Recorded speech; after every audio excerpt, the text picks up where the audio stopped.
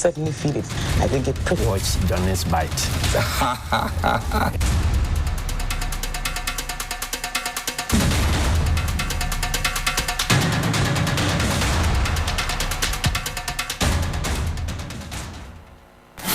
The best morning. You know, I've watched you. Sometimes our people disagree with you, but I mean, I understand some of your approach. I mean, sometimes we take a hard bite. It helps us as politicians. Nowadays, when I listen to you, I even panic. Why? Hey, Why do you panic? the way you, Papa, you know Papa. Figuratively, he bites as hard as he can. Okay. And of course, when he puts his fangs into you, you certainly feel it. I think it pretty Watch Johnny's bite. Bismillahir Rahman Rahim. Alhamdulillah Rabbil Alameen. Hasbunallah wa ni'mal wakil. The Lord is my light and my salvation. Whom shall I fear? And yea, though I walk through the valley of the shadow of death, I will fear no evil, for you art with me. Thy rod and thy staff, they comfort me. Thou preparest a table before me in the presence of my enemies. You anoint my head with oil. My cup runneth over, and surely goodness and mercy shall follow me all the days of my life, and I will dwell in the house of the Lord forever and ever. Amen. Assalamu alaikum. It's Friday. Welcome to Johnny's Bite. Juma Mubarak to all our Muslim brothers and sisters. And today is day 3 of our Lent fast, 40 days fast. The Muslims and Christians are fasting at the same time. It should tell you something is about to shift and change. And so we pray that it will be. Let me say thank you to Sonar Fashions in Tamale for my outfit this morning. 0246 590 162. That's 0246 590 162. Sonar Fashions is in Tamale, and they do some very, very good stuff in the cocoa area, and they deliver across the rest of the wonderful world. Let me also spend time to say thank you to those who spend part of their time, they get off their schedules, who live outside, and they spend time to connect with us. Let me say thank you to them. Now, I've seen some troll of perhaps the youngest member of parliament now that we have. Member of parliament that unseated a cabinet minister who was in charge of labor and employment relations and pensions. Ignatius Bafowa, she unseated she unseated him in Parliament in the Sunyani West constituency. I have seen some troll going around, and I always have said this. Perhaps the person who speaks the most fluent, lucid, and very, very likable English in our country's history as president disappointed all of us, including his party members who today talk about him. President Akufo-Addo. Put President Nkrumah here. Put Jerry Rawlings there. Put Kofi Abri-Fabuzia here. Put Liman there. Put President Professor Atta Mills here. Put all of them together. His English is Arish Rish Kontomle is sweet. Did that bring us what we were looking for? And this is not me saying, these are party people who were saying stuff and are still saying stuff. I'm not the one manufacturing those. No. I'm not the one conjecturing or suggesting or saying them. No. These are party people who are saying those things. So if somebody has raised a question about youth unemployment, somebody has raised a question about labor force, somebody has raised a question about the insecurity that provides for us, and the person is the member of parliament, you are busy marking English. In the meantime, in the Bono region, where you claim that it is supposed to be a stronghold, you lost woefully in all the region. The person you call a small girl unseated a giant. Only 2 attempts unseated a giant. Millicent Amankwayaba, that's the lady I'm talking about. The focus of the conversation, and I told you sometime earlier this week that when I spoke about the oxygen plant, right? Some people were more concerned where it had been sited. I said, no, don't be focused on that. Focus on how people are going to benefit from the oxygen plant. We always like to major in the minors. You won't do it. Somebody else is doing it. You find a reason to complain. And even your complaint is misplaced. That is why you will supervise a government that has ODs at places, and young people will be told that they do not have, they cannot have jobs to do. There are security chiefs in this country who are aiming for contract re-extensions, let me put it that way. They have gone past retirement.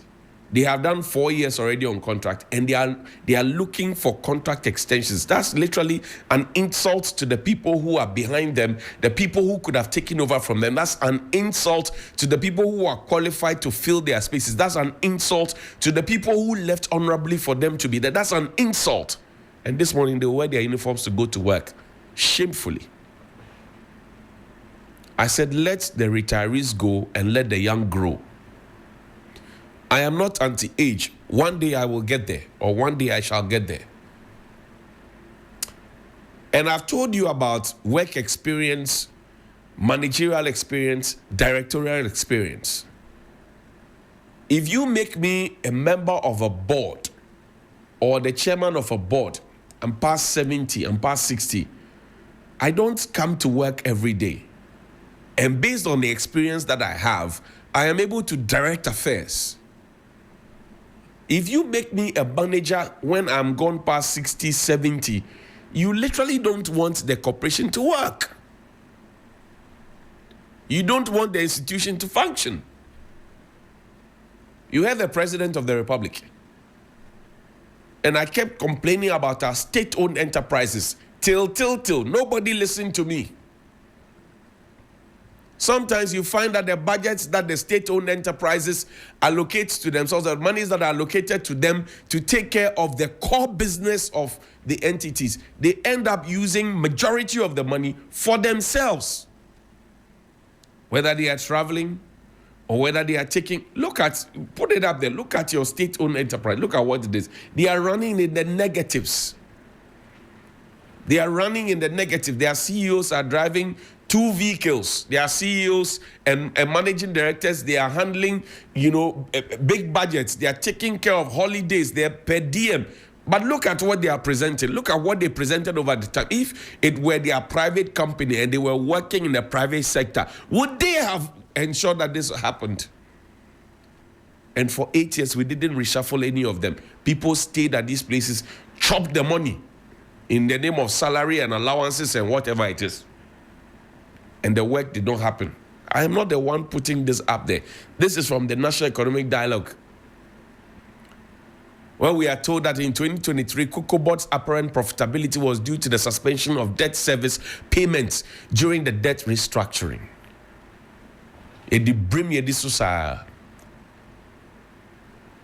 We went to commission hospitals that were not completed. That's what we've been told.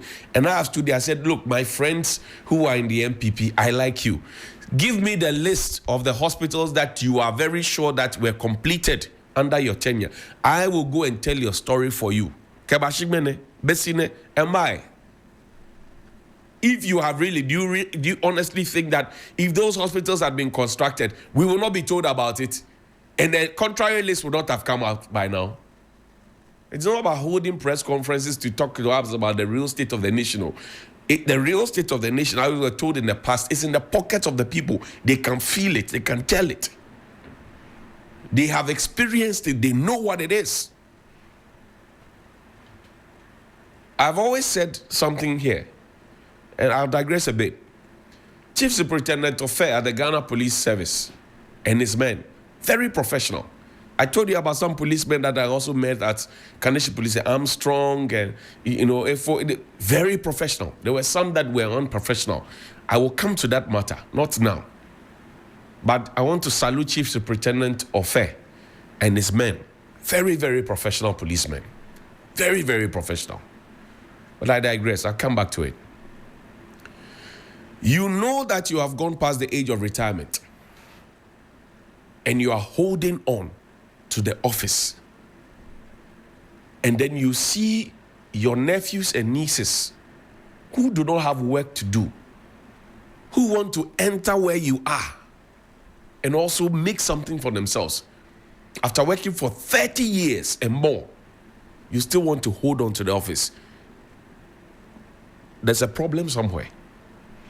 I don't want to say what I had thought about, but it is just not fair. This morning, a young man came to me and says he is looking for a job, but whatever he has been asked to pay, he will pay. You know why the termination thing that is happening, that the new government is doing, most of which I don't agree with, but the termination thing that is happening, people paid monies to get recruited. I'm not the one saying it. If you ask those who are serving in prisons, in fire service, immigration, in police, in the military, they will tell you how much money they paid before they got in there. GRA, all of them, they will tell you. Find time and just ask them. My friends at NIB, find time and ask them. They will tell you. And find those who gave those monies to. Oh, you go and ask them. Don't come and ask me. Just ask them. People have paid monies. A young man spoke to me this morning and he says, whatever he has to pay, he will pay. He will pay. And I've told you here that my grandfather told me that back in the day when they were in school, they had job offers offered to them before they completed school. From the UACs to the GMPCs to all those places, they came chasing them to give them employment. It gets to the turn of another generation and we literally ask them to pay even if they are qualified so to work. And you ask yourself, why? What kind of a country are we running? So I am asked to pay 50,000. I'm asked to pay 45,000. I'm asked to pay 35,000, 15,000. When I get in there and I'm wearing the uniform, do you think I'll do a clean job? I will try and recoup the money that I paid off. I will try and sort myself out first before I look at the interests of the nation. I'm speaking a day after Ghana's 68th independence celebration. If the forefathers who fought for our independence were that greedy and were that unbalanced in their thinking, do you think that we would have gotten independence at the time when we got independence? No. Today we talk about Sergeant Ajete. We talk about Corporal Atipo. We talk about Private Udati Lamte. We talk about them. Today we talk about W1 Joshua Hammond. We talk about them. We talk about Ni Kwabena Bonne. We talk about them. We mention names, Park Grants, Kesley Hayford. We mention them. We mention their names with pride. Was that how they lived? Was that how they lived? I'm asking. So where are we headed? Where are we going? Where are we headed? Was that how they lived? Was that how they fought in our interest and for our interest and with us in mind? Was that how they conducted themselves? No. It has become peseminkuminya. If it is not for me and there's nothing that will come out of it for me, then it should not happen. Why? Why? If there's nothing that will come out of it for me, then it should not happen. I'm asking why?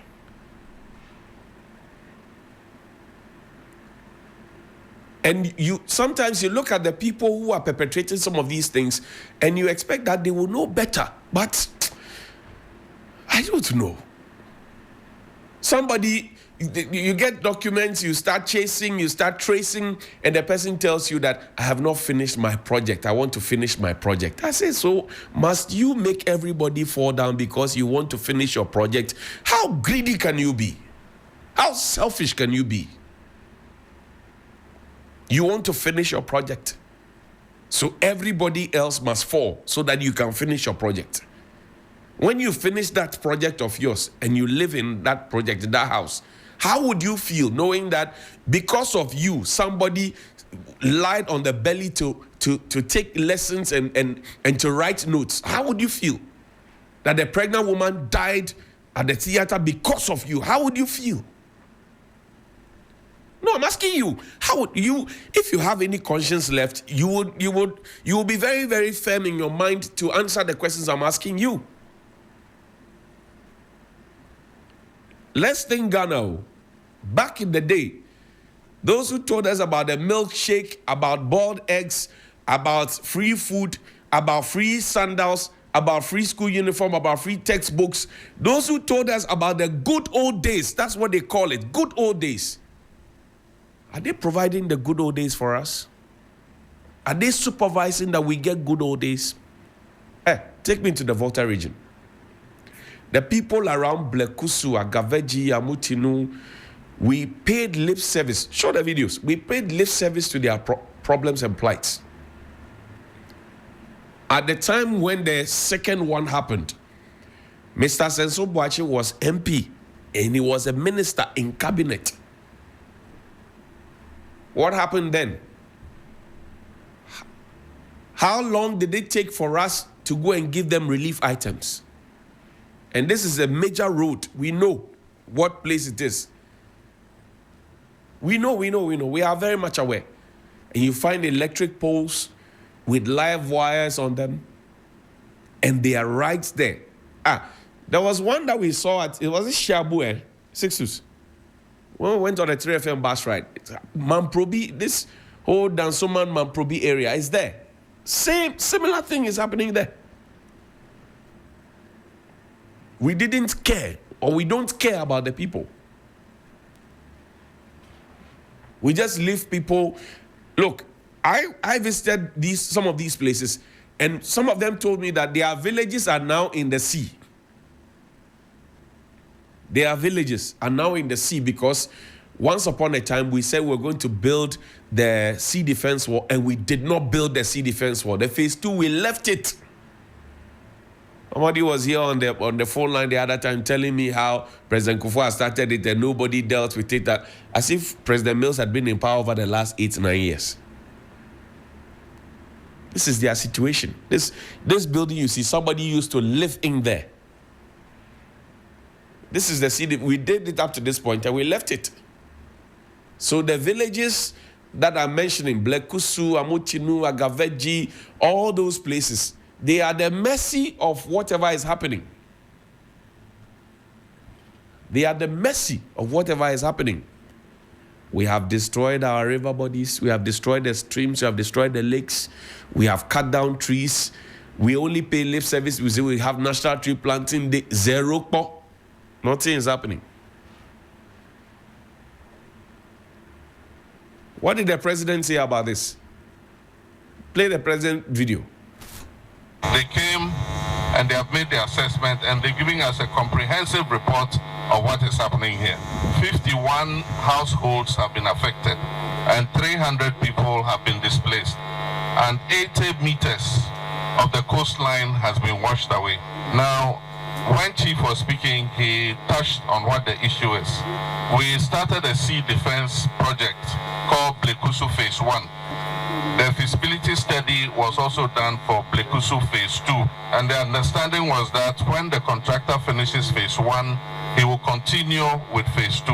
Unfortunately, that didn't happen. So the project ended at Phase 1. Government did not provide funding to continue Phase 2. Phase 2 would have covered Agaveji, Salakope, Adina, and Amotino. And so that basically is the problem. The feasibility study is ready, the design is ready. We just have to allocate the funding so that the project will start. Happily, the finance minister next week is going to present the budget. So I'm going to ask the finance minister to include funding to start Phase 2 of the Blekusu Sea Defense project.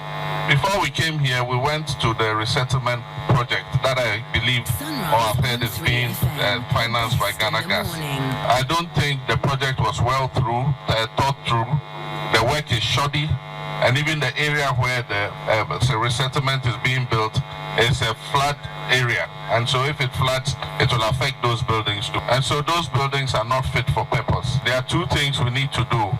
Start the building of the phase 2 of the defense wall, but at the same time, resettle those whose houses have been affected.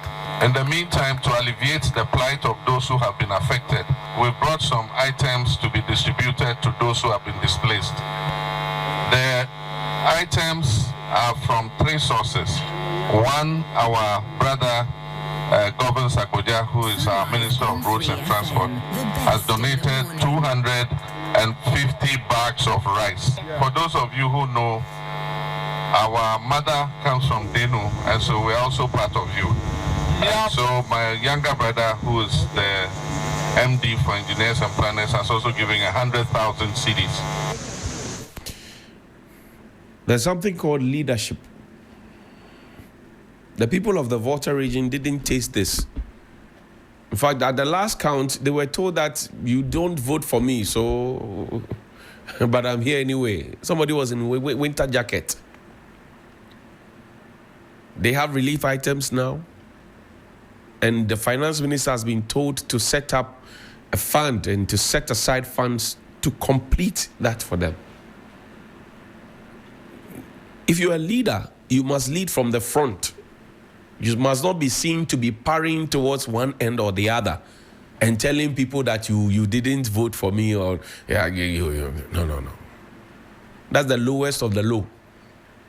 Yesterday when we had the Independence Day celebration, we'll play one of the Independence Day videos. When we had the Independence Day celebration, we cut cost. We used to spend 15 million, we are told. How much did that cost us? It will be way less. You don't have children standing in the sun and waiting and some of them collapsing and all of that. It's called leadership. Leadership. The next thing we want to see is that we cut money from here, we save money from here, and this is where we are investing it into. That's the next step we want to see. But it's called leadership. Leadership. Let's go to the Jubilee House. Play. This administration is working to implement the 24-hour economy program to ensure that our economy never goes to sleep. This will allow us to create the necessary job expansion, boost productivity, increase our exports capacity and trade footprint, and also reduce our dependence on foreign aid. The US $10 billion Big Push initiative will also modernize our infrastructure. It will create jobs, it will stimulate local industry, ensuring that our development is driven from within rather than funded from outside. Considering evolving national and global dynamics, I have constituted a new review committee to undertake a comprehensive and inclusive reassessment of our Constitution. This endeavor is essential as the strength of our democracy, the integrity of our constitutional order, and the rule of law requires continuous renewal. We must not allow weaknesses in our governance framework to fester until they threaten national stability. We must not allow the weaknesses in our structure to fester. We will wait for when that will be implemented. Let me not bore you with plenty talk. Tomorrow will be Saturday. Yesterday was the birthday of a great man, Ni Aitek Balo, the first Jaseche of media, known in private life as Bleobi George Okwabi. Yesterday was his birthday. Happy birthday to him. Please call me 055-924-2717 and 055-691-0154. 055-924-2717 and 055-691-0154. Remember, the key word is leadership. 055-924-2717 and 055-691-0154. All over Ghana, across the world.